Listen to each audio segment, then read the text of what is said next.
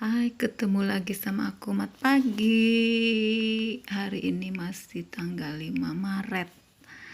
Sekarang pukul 8 pagi lewat 7 menit bagian tengah di sini. Ini aku belum sarapan, nanti sarapan habis ini habis aku bacain konsultasi psikologi untuk kalian dengan judul Suami Jauh di Negeri Seberang. Kita mulai aja ya. Suami jauh di negeri seberang. Ibu Reni yang terhormat, saya seorang ibu rumah tangga usia 30 tahun dengan 2 orang putri.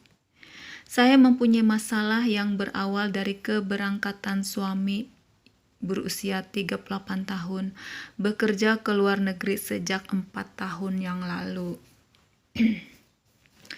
Pertama, semua berjalan lancar. Saya tidak begitu merasa ditinggalkan oleh suami. Namun, setelah 2 tahun, saya mulai kesepian, ditambah anak-anak semakin besar dan sering bertanya kapan papanya pulang. Soal materi, saya dan anak-anak berkecukupan. Apa yang saya dan anak-anak inginkan selalu ada diperoleh. Hubungan saya dan suami baik-baik saja, Bu. Komunikasi juga lancar. Suami selalu telepon ke rumah menanyakan kabar. Tapi mengapa rasanya hampa dan kesepian? Siang hari saya bisa melupakan semua beban, tapi kala malam dan anak-anak tidur, itulah saat yang terberat. Belum lagi ditambah gunjingan dan cibiran tetangga yang menanyakan, kenapa suami tidak pulang dan mungkin sudah punya istri di sana. Itu membuat saya pusing dan anak-anak jadi sasaran kemarahan saya. Saya kasihan sih pada anak-anak, mereka begitu kehilangan figur seorang bapak. Saya pernah protes kepada suami memintanya untuk pulang ke sini walau hanya sebentar. Jawabannya selalu saja, sabar, saya kerja dulu, kumpulin uang banyak buat masa depan keluarga kita juga. Mengapa selalu itu saja jawabannya? Kalau begitu, saya tidak berani lagi bertanya walau hati ini sakit dan ingin berontak. Bukankah selain materi, kebersamaan, kehangatan, dan keharmonisan ada dalam keluarga itu penting, Bu? Bukankah keluarga saya ini tidak sehat? Kalau boleh memilih, lebih baik suami bersama saya. Tapi apa yang bisa saya lakukan? Orang tua saya juga pernah meminta saya untuk bercerai, tapi saya tidak mau karena masih cinta. Apakah adil jika harus meminta dia menceraikan saya tanpa suatu alasan yang jelas? Kami kan tak pernah bertengkar selama ini. Saya hanya mau suami sadar dan pulang bersama saya dan anak-anak, memulai lembaran hidup baru dan berkumpul selamanya. Apa yang harus saya lakukan, Bu? Apakah saya harus tetap bertahan dengan keadaan ini dan menunggunya sampai kapanpun? Apakah mental dan perkembangan anak-anak bakal terganggu jika semua keadaan ini terus berlanjut dan selalu melihat mamanya sedih dan menangis? Terima kasih ya, Bu. R di somewhere. Oke, apa nasihatnya?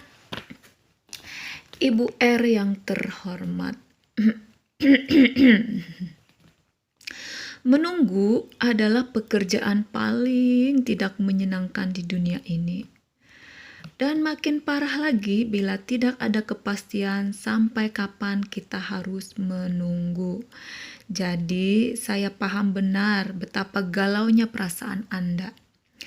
Akan tetapi menangis jelas tak akan memecahkan masalah, bukan? Maka lakukanlah hal-hal bermanfaat, Bu.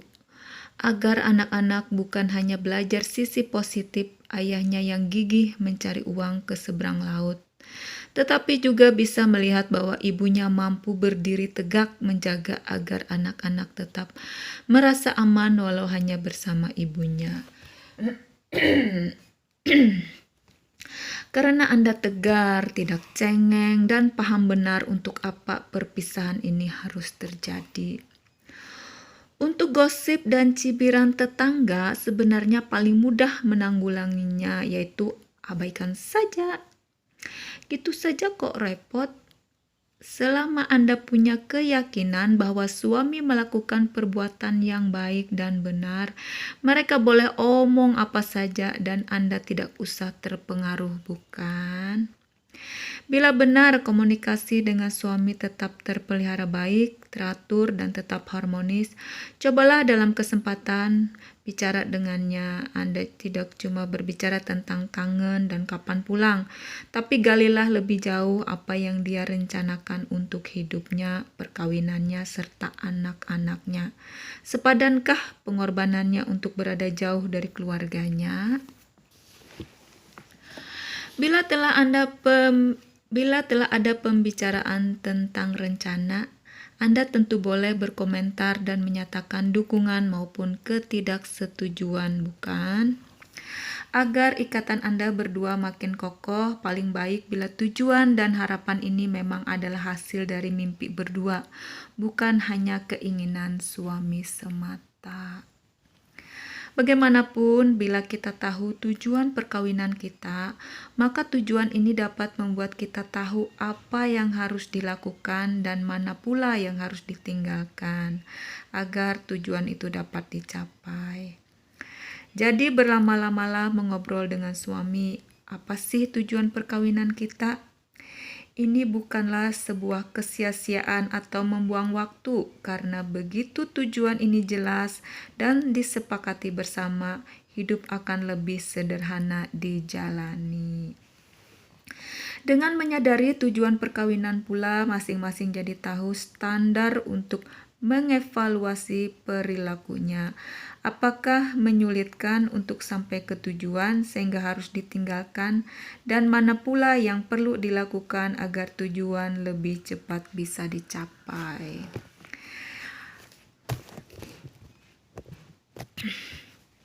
Bila timbul masalah, kita juga cepat dapat mengambil keputusan. Karena tahu bahwa sikap yang reaktif tanpa dasar akan membuat kita stres dan lelah berkepanjangan. Sementara tujuan yang jelas akan membuat kita bisa fokus, lojeng, pada hidup kita. Energi dan upaya pasti kita pusatkan untuk fokus mencapai tujuan hidup. Ajak suami untuk menggali kembali jawaban terhadap pertanyaan, apa sih yang mau kita capai dalam perkawinan ini? Oke, tidak cukup dengan menjawab untuk kesejahteraan masa depan, karena ini masih belum jelas dan rinci. Seberapa jauh sih yang kita katakan masa depan? 5 tahun? 10 tahun? Agar anak-anak sejahtera, lalu apa yang kita maksud sejahtera? Nah, dalam memformulasikan ini, kemudian akan terlihat bagaimana kelak anak-anak akan Anda besarkan, berapa cadangan dana yang bakal Anda simpan untuk sekolah mereka.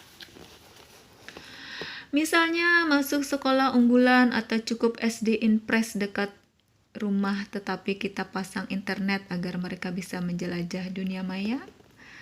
Berikutnya, andai Anda pun akan sampai pada ukuran dari semua ini. Artinya kita harus bisa memberi ancer-ancer standar kuantitatif dalam perjalanan mencapai tujuan perkawinan. Punya anak punya anak sebagai kelangsungan keturunan misalnya.